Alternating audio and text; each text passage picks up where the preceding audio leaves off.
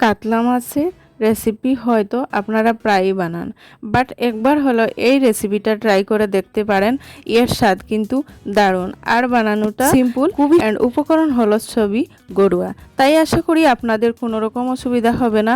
By the way, আপনাদের সবাইকে মিলিস কিচেনে স্বাগত। আর আজকে আমাদের রেসিপি কাতলা মাছের ঝোল। স্কিপ না করে সবাই দেখতে থাকুন। দেখুন, আমার হাজব্যান্ড বাজার থেকে 4 কিলো ওজনের একটা কাতলা মাছ নিয়ে এসেছে। এই মাছটা আমি কেটে ধুয়ে নিয়েছি।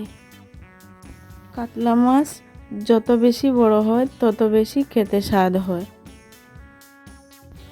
এই মাছ থেকে আমি 1 কিলো মাছ রান্না করার জন্য নিয়েছি। মাছের টুকরোর সাইজটা দেখুন।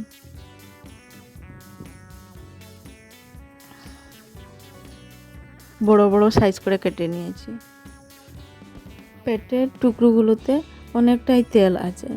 এই তেলগুলো খেতে আমি ভীষণ ভালোবাসি। আপনারা খেয়ে খেয়ে তেলগুলো খেতে ভালোবাসেন অবশ্যই কমেন্টে জানাবেন। জাস্ট মাছগুলোর সাইজটা দেখুন।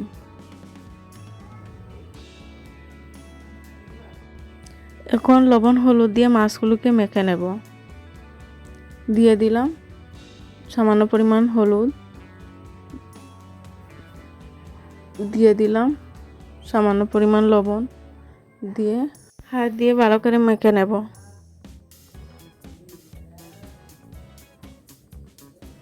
মাখানো হয়ে গেছে।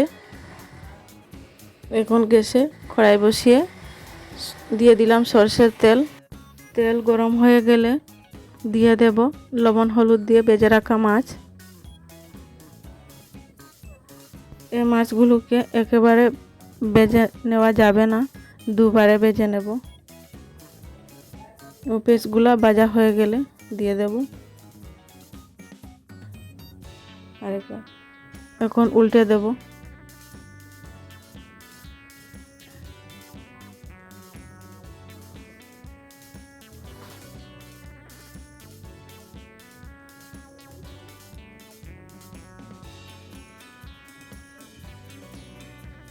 দেখুন ভাজা হয়ে গেছে। এখন নামিয়ে নেব।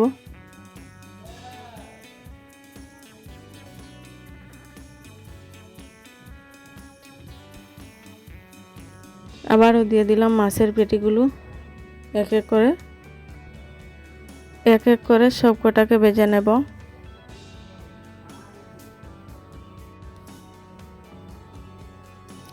এক সাইড ভাজা হয়ে গেছে, এখন উল্টে দেব।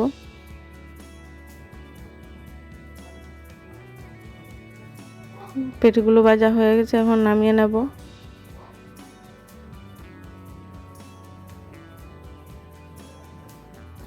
দিয়ে দেব আরেকটুকু সরষের তেল। দিয়ে দিলাম পেঁয়াজের পেস্ট, দিয়ে চামচ দিয়ে একটুখানি নাড়াচাড়া করে দিয়ে দেব কেটে রাখা টমেটো।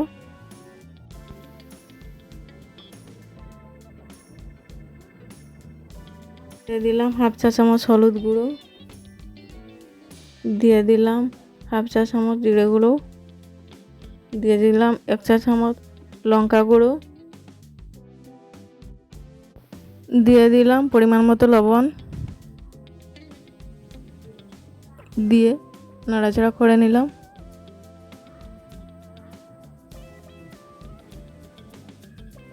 দিয়ে দিলাম সামান্য পরিমাণ জল যাতে পুড়ে না যায়। এখন দিয়ে দেব ঢাকা মশলাটা ভাজা হওয়ার জন্য। এখন ঢাকনাটা সরিয়ে নেব। দেখুন মশলাটা ভাজা হয়ে গেছে। পরিমাণ মতো জল দিয়ে এখন ঢাকা দিয়ে দেব। জলটা ফুটে আসলে তার মধ্যে দিয়ে দেব ভেজে রাখা মাছ। দিয়ে দিলাম ভেজে রাখা মাছ।